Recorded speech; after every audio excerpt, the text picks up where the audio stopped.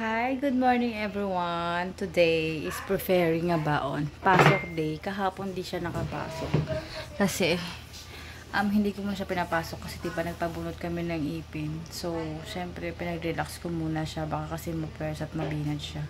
And then, nagkasakit din ako kahapon. Sobrang sakit ng tiyan ko, girl. Kaya hindi din talaga ako laring kaming video kahapon. So, ito na. Nakapag-prepare naman na ako ng baon niya. Ang baon niya is ito. Charan!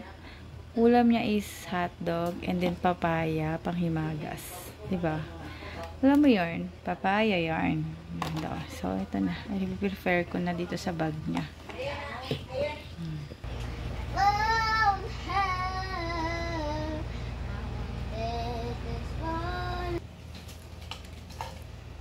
Okay guys, hindi pwedeng mawala ang kanyang Celine from Uniloves.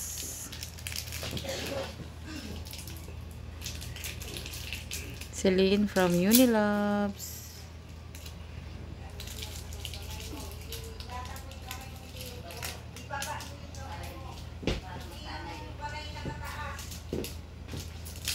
Yan naman po. At papasok na kami.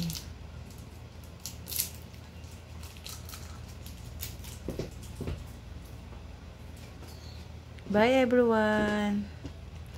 Thank you so much. Please like and subscribe. Bye.